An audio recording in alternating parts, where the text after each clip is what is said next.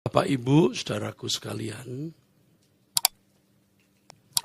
kedengarannya filosofis, tetapi inilah kebenaran yang saudara, Bapak, Ibu, dan saya harus mengerti, harus tahu, dan menerima. Bahwa hidup menjadi hidup. Hidup menjadi berarti. Hidup menjadi bernilai.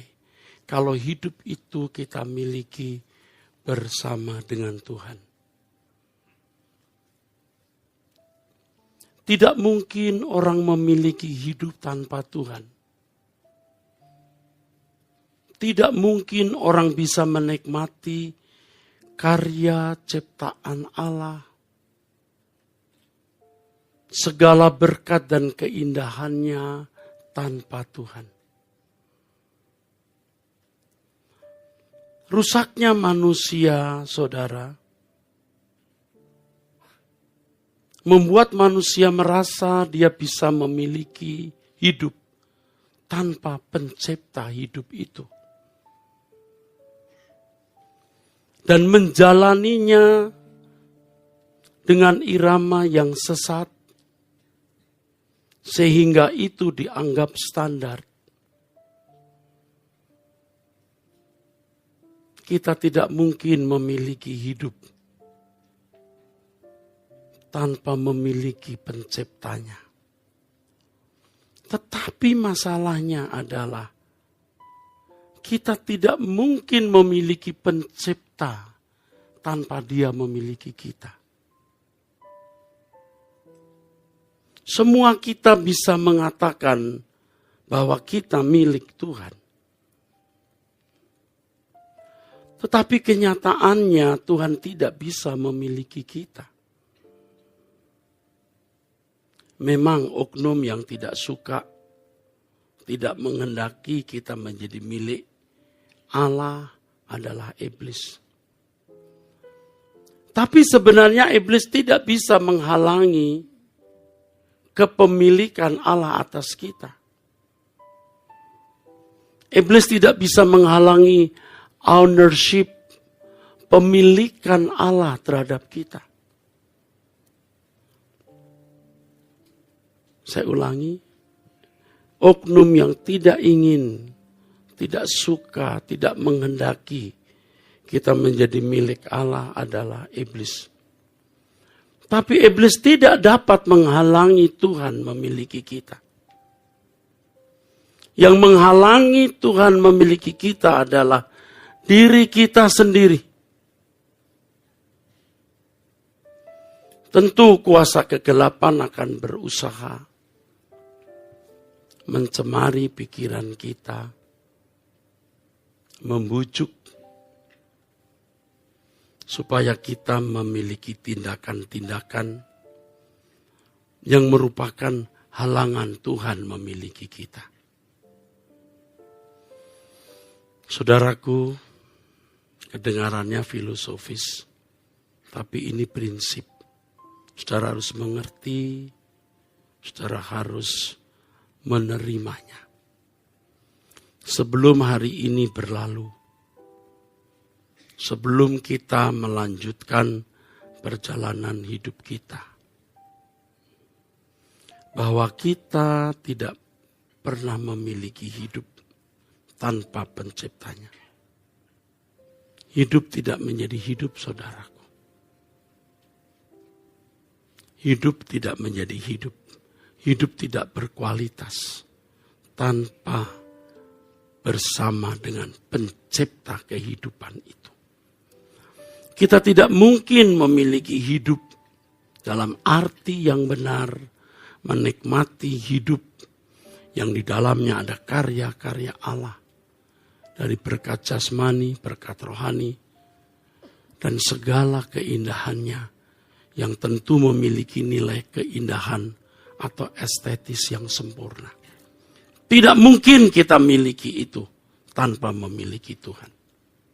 Masalahnya, kita tidak dapat memiliki Tuhan kalau Tuhan tidak memiliki kita. Mudah mengatakan bahwa kita milik Tuhan. Saudara juga tidak mau dimiliki iblis atau dimiliki setan. Tapi saya ingatkan ya, ada dua yang saling tarik-menarik. Pencipta langit dan bumi dan pemberontak, yaitu setan. Manusia tidak bisa tidak harus jatuh. Satu di antara dua kemungkinan itu. Manusia tidak bisa menempatkan diri pada posisi netral. Dan itu sudah ketetapan. Engkau taat, berkat. Engkau tidak taat, laknat. Jadi tidak ada opsi di tengah. Opsi mediokritas, tidak ada.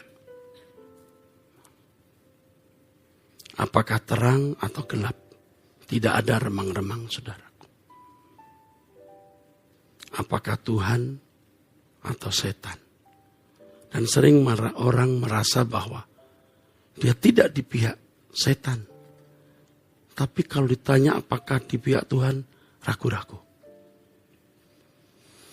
Dan keadaan status quo seperti itu bisa berlangsung bertahun-tahun. Makin tua dia makin betah di status itu. Tanpa disadari status itu bukanlah status milik Tuhan. Bahaya sekali, saudara. Manusia tidak mungkin jatuh di tengah. Dia harus dimiliki oleh salah satunya. Saudara juga tentu tidak mau dimiliki oleh iblis. Saudara mau tentu dimiliki oleh Tuhan. Tetapi Tuhan tidak bisa memiliki saudara kalau saudara menghalangi kepemilikannya. Setan tidak bisa menghalangi. Yang menghalangi kepemilikan Tuhan atas kita adalah diri kita sendiri. Seandainya Adam dan Hawa tidak jatuh dalam dosa, Adam dan Hawa menjadi segambar dan serupa dengan Allah. Dari setiap keputusan dan tindakan yang dilakukan Adam dan Hawa selalu sinkron dengan pikiran perasaan Allah. Adam dan Hawa dimiliki Allah. Adam dan Hawa dalam pemilikan Allah. Tetapi tidak merusak kepemilikan Adam terhadap dirinya sendiri.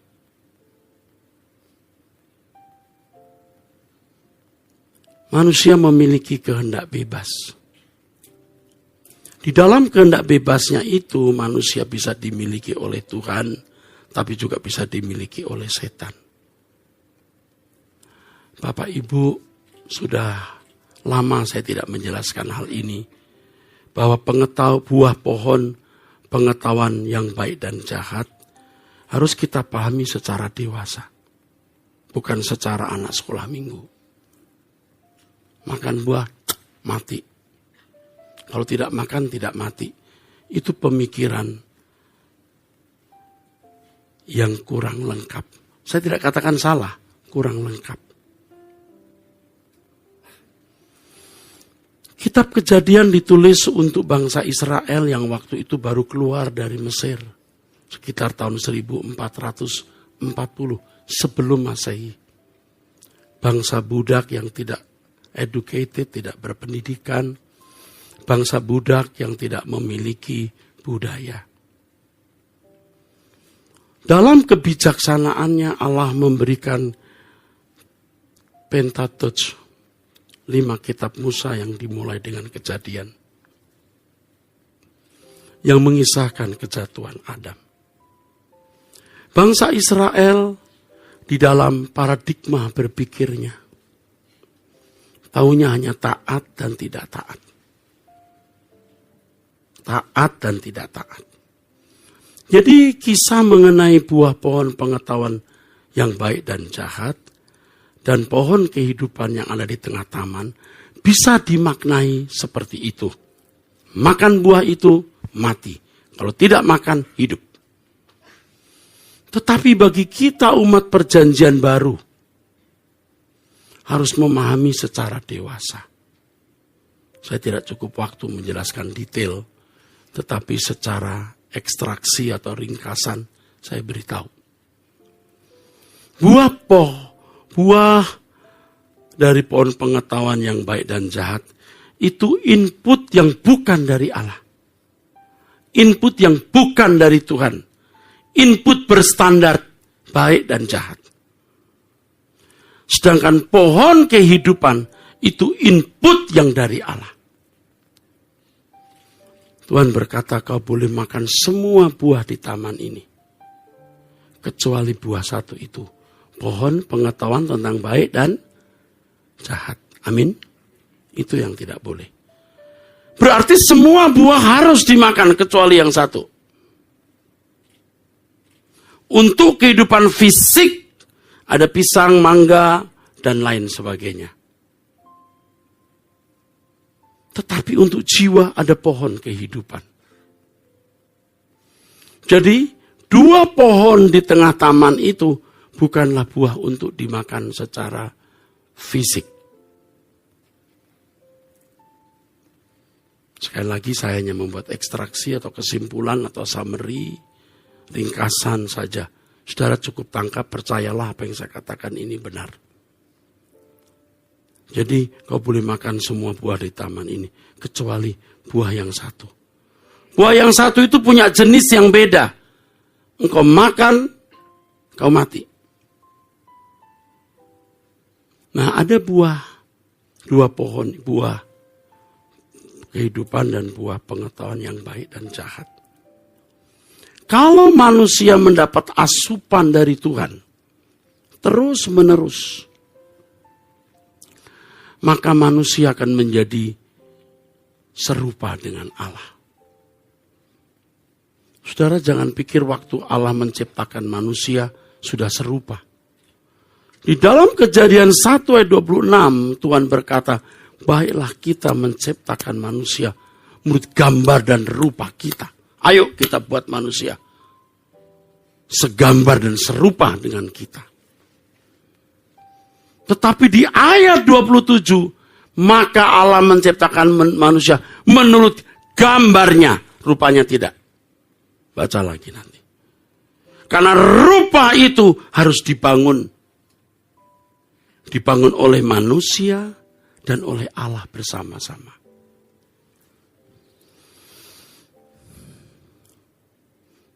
Satu kali ada orang bertanya ke saya, saudaraku, terkait dengan ini. Pak, kata Pak Era, Allah tidak menciptakan rupa, tapi di ayat Kejadian 5 ayat 1, Allah menciptakan rupa. Inilah daftar keturunan Adam. Pada waktu manusia diciptakan oleh Allah, bara. Maka dibuatnya atau diasah. Jadi bahasa Ibrani ada kata bara, asah, yatser. Yatser. Pada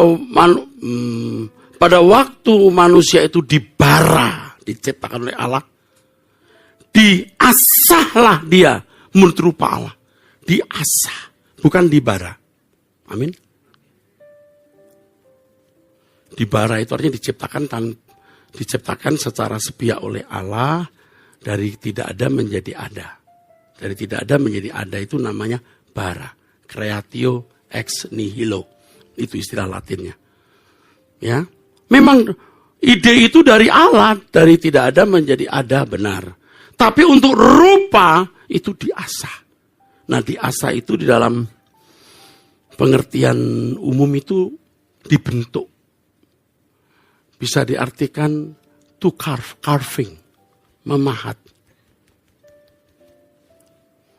Jadi rupa itu harus dipahat oleh Allah. Di dalam proses pemahatan, dalam proses pembentukannya, yang dipahat harus nurut. Katakan amin. Jangan makan dari sumber yang bukan dari Allah. Makan dari sumber Tuhan. Supaya engkau bisa serupa dengan Dia. Serupa itu kemampuan untuk berpikir, berperasaan seperti Allah. Hidup itu luar biasa, saudara. Aslinya, originalnya itu luar biasa.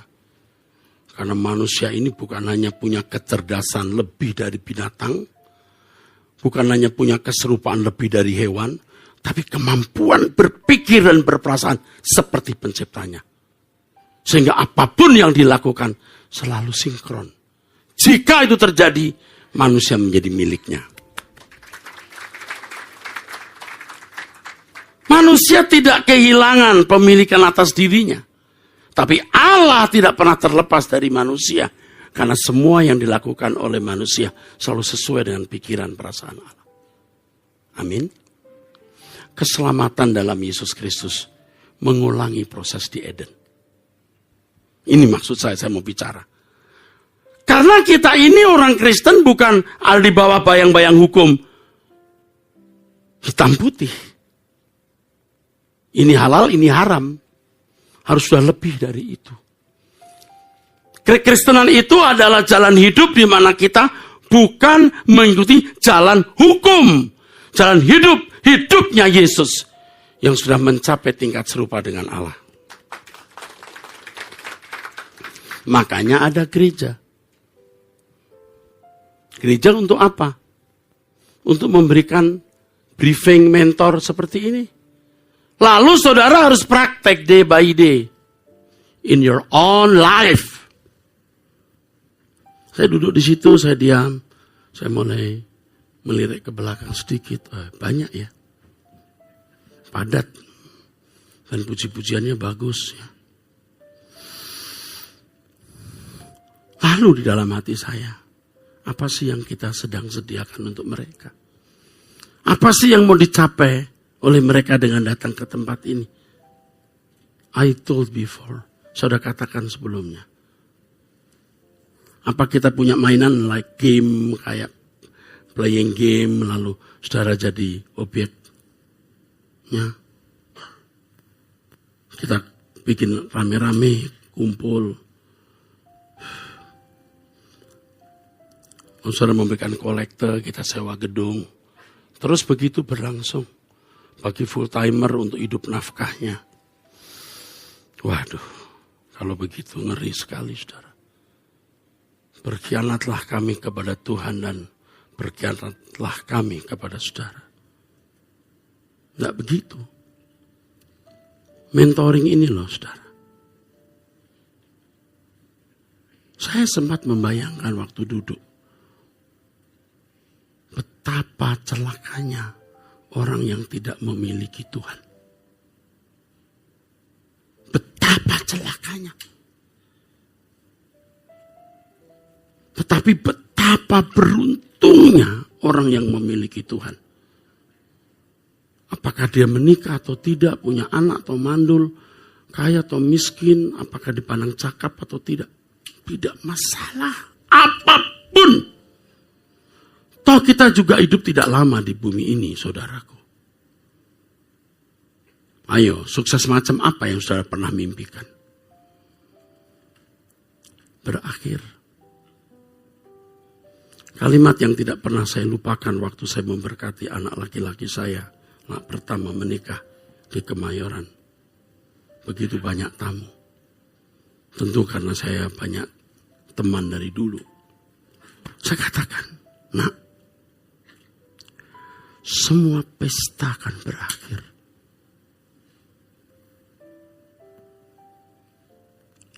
Kegembiraan apa yang bisa membuat kita ini merasa lengkap, cukup, dan bahagia? Anak sukses, punya gelar, kerja, gaji ratusan juta, punya perusahaan, penghasilan ratusan miliar per tahun. Atau apa? Semua akan berakhir. Tapi memiliki Tuhan. Itu segalanya. Segalanya. Jangan sombong, saudara. Tapi Tuhan tidak bisa memiliki kita kalau kita masih memiliki diri kita sendiri. Itu masalahnya. Kalau saya tanya apakah saudara milik Tuhan, saudara kata amin. Tapi saya beritahu demi nama Tuhan, Tuhan tidak bisa memiliki saudara kalau saudara masih memiliki diri saudara sendiri. Ini berlaku bagi semua orang, termasuk bagi saya. Tiap hari kita diperhadapkan kepada keputusan pilihan. Reaksi-reaksi kita terhadap setiap kejadian yang terjadi. Pikiran yang muncul di dalam benak kita. Nafsu yang bangkit dari daging dan jiwa kita. Bagaimana reaksi kita? Bagaimana reaksi kita? Apakah kita memperhatikan Tuhan, mempertimbangkan perasaannya, atau kita tidak perlu mempertimbangkan siapapun? Kita memiliki perspektif sudut pandang kita sendiri. Apa yang menurut kita menyenangkan dan membahagiakan kita. Dan itu yang kita lakukan bertahun-tahun. Menjadi irama permanen di dalam hidup kita. Termasuk saya, saudara. Dalam lingkungan pelayanan. Lebih mengerikan loh. Dan kalau saya tidak bertobat dan tidak berubah. Korbannya begitu besar, saudara. Korbannya begitu banyak, saudara. Bahkan khotbah seperti hari ini, saya harus benar-benar tanya Tuhan, apa yang harus kusampaikan. Terserah saudara menilai apa. Kalau saudara bisa bicara dengan Roh Kudus, saudara tanya, apakah ini dari Tuhan atau dari pikiran saya sendiri. Nah, Pak, semua kecap juga nomor 1. Yuk tanya Tuhan.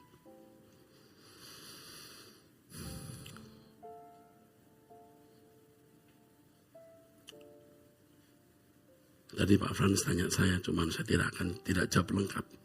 Pak, khotbahnya sama nggak dengan yang di Perdata? Enggak.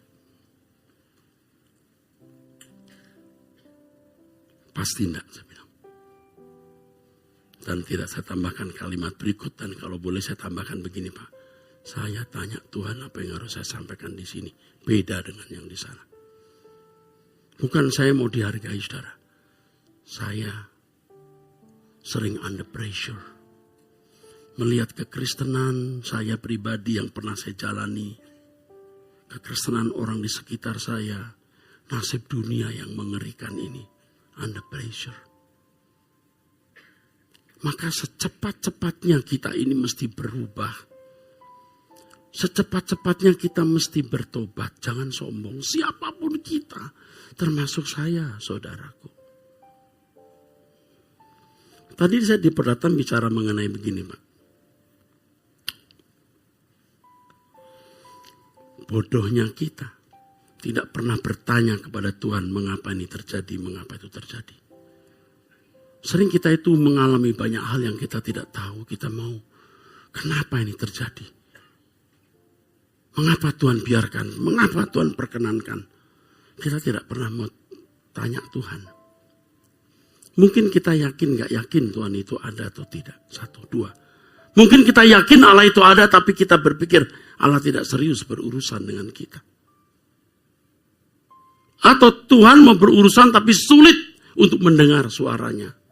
Bapak Ibu, Tuhan tidak mungkin tidak menjawab kalau kita bertanya.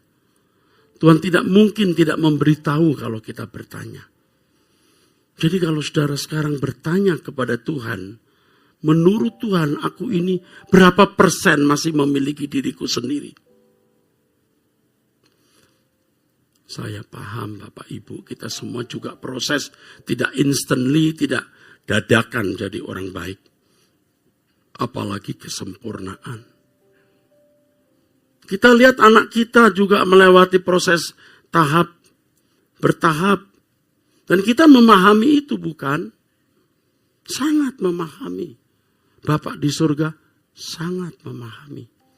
Tapi jangan berhenti bertumbuh.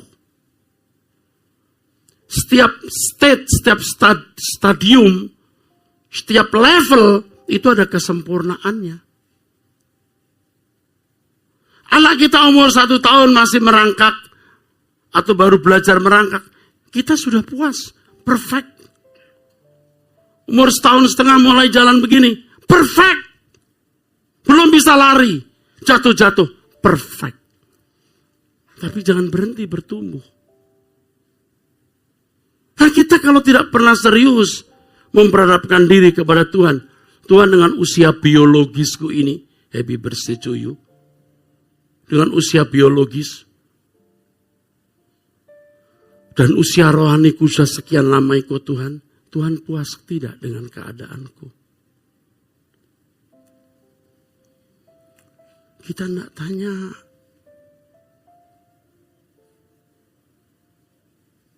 Saya seperti saudaraku, sama melewati masa-masa kegagalan juga. Puas jadi pendeta. Sudah bisa khotbah sana sini, jemaat banyak. Wah, udah satisfied. Tapi makin tua makin simple. Simple tapi tidak mudah. Simple tapi tidak mudah. Just knowing God's will. Tahu kehendak Tuhan itu apa. Setiap peristiwa yang kita harus hadapi, setiap perasaan yang muncul, nafsu yang bangkit, reaksi kita gimana? Harus sesuai dengan pikiran perasaan Allah. Itu saja. Dan itu the real ministry. Itu pelayan yang sesungguhnya. Maaf tidak mengecilkan arti aktivis, majelis atau pendeta. Kita bisa melayani kegiatan teknis ibadah seperti ini. Tapi kalau kita tidak memuaskan perasaan Allah day by day, percuma Pak. Percuma. WL, singer, pemain musik. Pelayanan memang. Tapi lebih dari itu, bagaimana setiap reaksi kita terhadap kejadian-kejadian hidup, setiap keinginan yang muncul di dalam diri kita, kita kelola dengan benar sesuai dengan manajemen Roh Kudus. Amin. Roh Kudus ditaruh di dalam diri kita. Asik saudaraku. Itu asik sekali. Saya mengajak semua kita belajar untuk itu. Ayo, tidak muluk-muluk, simple tapi berat. Nah, oleh sebab itu saudaraku, kekristenan kita ini seperti pengulangan proses Adam dan Hawa di Eden. Adam dan Hawa jatuh dalam dosa. Alkitab katakan kehilangan kemuliaan Allah. Yang teks aslinya sebenarnya berarti kurang mencapai. Eustereo, lack of, kurang. Kejatuhan manusia ke dalam dosa tidak membuat manusia pasti menjadi biadab seperti binatang. Manusia masih bisa baik. Melakukan hukum. Maka di Perjanjian Lama diberi hukum karena manusia dimungkinkan melakukan hukum. Dan dihakimi menurut hukum itu. Tetapi di Perjanjian Baru, orang percaya umat pilihan diarahkan untuk berkenan kepada Allah. Untuk dikembalikan ke rancangan Allah semula, di mana manusia mampu berpikir, berperasaan seperti Allah. Dalam menanggapi setiap peristiwa, dalam mengambil keputusan sesuai dengan pikiran dan perasaan Allah. Keadaan ini keadaan orang yang dimiliki oleh Allah. Tanpa menghilangkan pemilikan manusia itu sendiri atas dirinya. Paham saudara? Aminnya lemah atau kenapa ini? Amin. Makanya ada gereja, ada briefing, ada mentor. Ini brief, just brief. Cuma 1 jam, 50 menit. Tidak sampai 1 jam. Just brief, ini briefing aja. Tetapi, saudara, percaya nggak? Roh Kudus akan meneruskan perkataan saya ini. Kalau ini benar, Anda pulang akan terus terngiang, bergema, sustainable. Akan dengar terus. Dan ini yang akan menuntun saudara dari step ke step untuk menjadi manusia yang bernilai tinggi. Oke, boleh tepuk tangan, silakan. Haleluya, saudaraku, haleluya. Maka saudaraku sekalian, yang tidak boleh tidak terjadi itu perubahan. Setiap level itu ada ukuran kesempurnaan. Dan kita bisa persoalkan, dengan umurku seperti ini Tuhan, aku sudah memenuhi target belum? Udah memenuhi kuota kedewasaan belum? Ini ada beberapa dokter di sini. Saya juga dokter, Pak. Jangan kita sudah merasa dokter, selesai. Bahaya, Pak. Ini sudah kerusakan berat nih di dalam kehidupan kekristenan. S1, sarjana teologi, S2, master teologi, doktor teologi. Ukurannya semua knowledge. Karena saya puluhan tahun di sekolah tinggi teologi dari tahun 1977-78. Saya sudah ada di sekolah Alkitab tuh. Dan tidak pernah keluar dari sekolah Alkitab dari mahasiswa sampai jadi dosen. Sampai jadi rektor. Jadi terus sepanjang waktu. Sampai hari ini saya jadi ketua STT lagi. Bahkan ketua Badan Musyawarah Perguruan Tinggi Keagamaan Kristen. Jadi ketua STT-STT se-Indonesia. Apa yang membuat saya susah, saudara? Ukuran kedewasaan kok ukuran akademis. Apa Tuhan ngajarin begitu? Saya tidak sedang mengkhianati STT ya, saudara. Kita berpikir jujur. Kalau masuk perguruan tinggi teologi ya S1, semester 1, semester 2, semester 3, semester 4. Mestinya makin tinggi semesternya makin rohani kan? Kenyataannya tidak loh. Banyak yang tidak semua. Makin tinggi semesternya, makin arogan. Dan itu banyak. Kok Pak Eras ngomongin begitu? Karena pendeta berdiri di sini. Dia mentor. Kalau dia salah, betapa besar akibat kesalahan itu. Amin. Saya tidak mengajak Anda tidak mempercayai sarjana atau master ya. Tapi saudara harus minta hikmat Roh Kudus. Termasuk saudara memperhitungkan saya, ini ucapan saya benar atau tidak. Waduh, makin tinggi derajat semesternya kok makin sombong. Dulu waktu baru masuk, ya Om, selamat pagi. Kepada seniornya, baik Kak, coba naik semester. Langsung begini, tadi begini.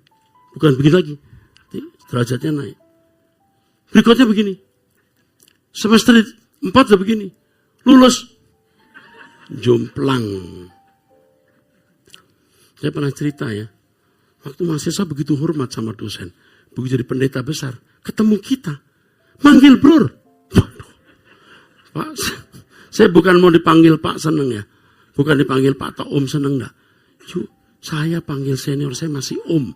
Di luar artinya tidak dalam acara resmi, Om. Kalau resmi, Bapak. Ini manggil bror. Hei bror, hah? Bukan hanya itu, maaf ya. Waktu jalan, dia pegang pundak saya begini. Waduh. Saya bukan mau dihormati. Saya, aduh, benar-benar nih. Kalau lulus, jadi pendeta. Apalagi pendeta besar. Saya bukan orang sempurna. Tapi saya tahu kapan saya salah. Dan harus berhenti berbuat salah. Saudara harus begitu. Kalau sudah jadi master teologi, kayak lebih tinggi derajatnya. Doktor lebih tinggi. Kalau dalam kehidupan rohani, bukan itu yang penting. Kualitas kesucian hidup. Kalau disiplin ilmu pengetahuan yang lain, boleh. Tapi kalau dalam keagamaan, kedekatanmu kepada Tuhan. Halo? Amin? Saudara juga makin tua mesti makin dekat dengan Tuhan. Rambut makin rontok, gigi rontok. Keriput. Harus mulai lebih dekat. Kalau kasus ini ya, soal ini makin tua harus makin dekat itu, saya tulis lagu ini sebenarnya. Waktu saya sadar, ini makin tua saya harus makin kosong ini.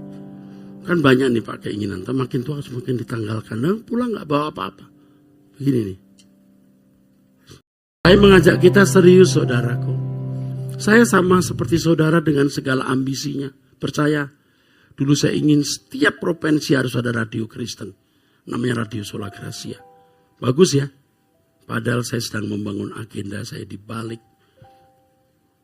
visi rohani itu. Banyak salah yang kita lakukan. Tapi makin hari kita makin mengosongkan. Ini brief, just brief, singkat. Roh Kudus akan menjelaskan ke saudara. Dan personality saudara, kepribadian saudara masing-masing beda. Dan Tuhan tahu masalah masing-masing saudara. Roh Kudus akan pimpin.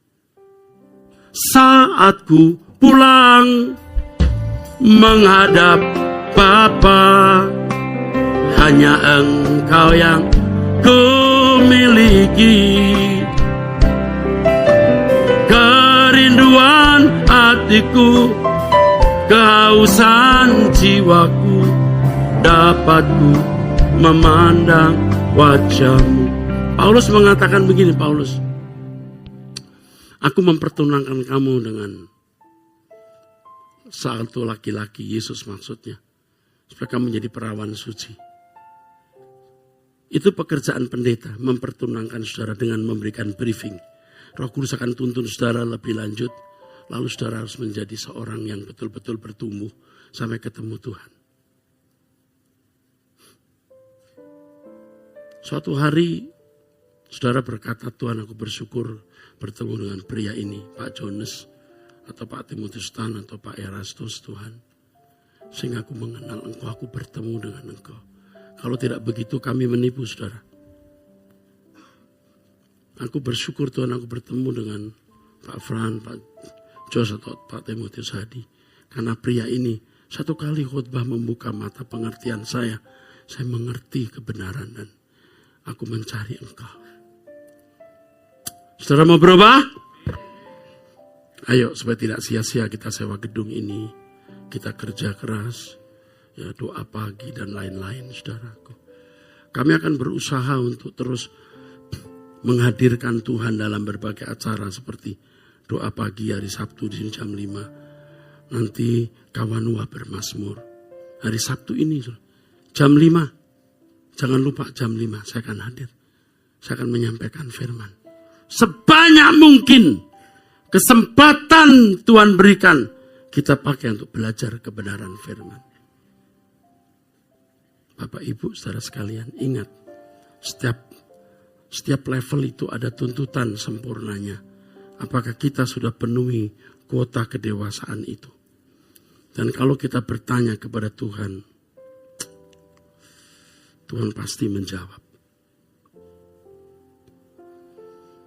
Ada orang berkata, jangankan seperti Tuhan Yesus, seperti Pak Era saja sudah susah. Jangan jadikan manusia ukuran. Setiap orang punya levelnya. Saya juga punya level dan tuntutan yang tentu lebih tinggi. Karena saya seorang pemimpin, saya berkhotbah. Yang saya ngomong ini harus paling tidak 80, 70, 90% sudah saya lakukan. Kalau tidak kering, tidak basah. Tanpa emosi yang tulus. Saya bukan tidak tahu, saya tahu. Maka saya berjuang. Tuhan pasti memberitahu, Eras, mulutmu masih bocor. Eras, mestinya kamu tidak bersikap demikian. Ada saja kemelesetannya, saudara. Dan terus pembenahan. Maka tidak ada hari di mana kita tidak bertemu dengan Tuhan. Tidak ada hari kita tidak bertemu dengan Tuhan. Setiap hari kita mengadakan perjumpaan dengan Tuhan. Setiap hari. Dan itu menstimulasi, merangsang kita untuk menjadi peka terhadap kehendak Allah. Kalau kita tanya sesuatu kepada Tuhan, mungkin tidak seketika Tuhan jawab. Dalam perjalanan hidup, melihat peristiwa-peristiwa, Tuhan bicara. Tuhan menjawab pertanyaan kita. Jangan saudara melewati hari ini tanpa dimiliki Tuhan. Jangan saudara lewati waktu ini tanpa dimiliki Tuhan. Langkah yang saudara dan saya harus lakukan adalah, yang pertama minta ampun. Ampunilah aku Tuhan, karena selama ini aku tidak memperdulikan hal ini. Saya tidak pedulikan hal ini. Seberapa persen engkau telah memiliki diriku? Aku tidak pernah mempersoalkan dengan serius. Aku minta ampun Tuhan. Ini saya jelaskan lagi soal level ya. Ada satu yang masih mengganggu. Anak umur setahun masih ngompol, kita masih ngerti loh. Kita peluk dia loh. Perfect dia, anakku. Berkeadaan belum sempurna, tapi sempurna. Sempurna sebagai anak. Sempurna dalam ketidaksempurnaan. Itu hebat, Tuhan menerima kita. Ya. Melewati waktu, kita harus memenuhi kota kedewasaan kita. Ya. Di situ kita begini, setiap stage, setiap level kita dimiliki Tuhan 100%. Setiap level.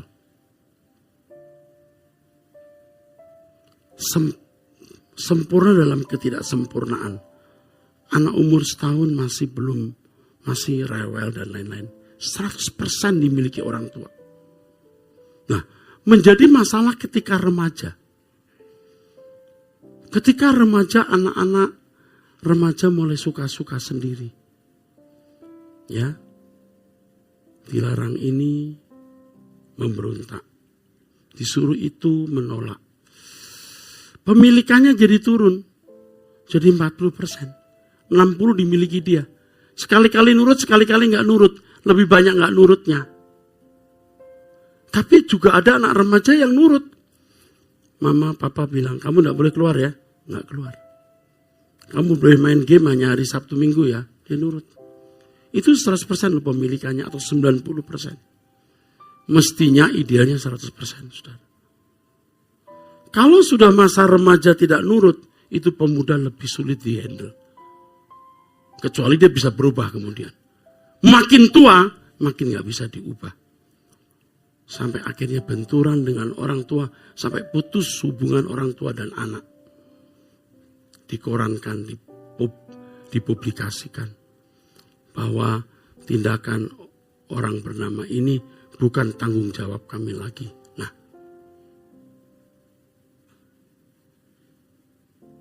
mengerikannya bukan ngancam, ya, tapi ancaman juga ini. Saudara meninggal belum dalam pemilikan Tuhan. Tuhan berkata, I never knew you. Saya tidak kenal kamu. Tidak kenal di sini tidak menikmati. Ginosko. Ginosko itu I never knew. I never knew you. No, knew, non, knew. Kalau saudara membaca dalam kitab Kejadian pasal 4 ayat 1. Adam knew Eve.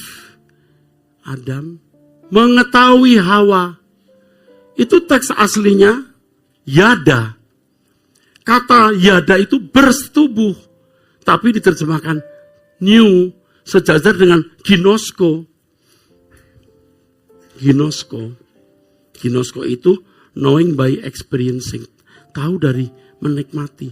Bukan tahu didengar, dinikmati. Ketika anak umur setahun masih ngompol, dipeluk, dinikmati oleh orang tua. Amin. Ketika umur 5-6 tahun belum bisa berhitung banyak, tapi bisa menghitung 6 tambah 6, 12. Perfect. Perfect dalam imperfect. Ngerti maksudnya? 100% dimiliki. Tapi kalau sudah mulai memberontak, tidak. Tapi Tuhan itu hebat. Dalam kesabarannya menuntun, menegur, mengingatkan. Kita mau berubah. Kalau kita berubah sampai mati. Bisa nyanyi tadi. Saat ku pulang. Tugas saya cuma itu saja, saudara. Menyampaikan kebenaran. Saudara mendengar. Saudara mengerti. Saudara melakukan. Cukup. Kalau nanti saya pulang, saya bisa berkata, done. I finish my duty. Itu saja. Tidak ada yang lain. Sudah tidak ada lagi. Dulu masih punya kepinginan apa-apa. Sekarang tidak. Dan saya cuma mau berbagi. Kalau suatu hari saudara, dunia berakhir, kita bersama di LB3. Amin.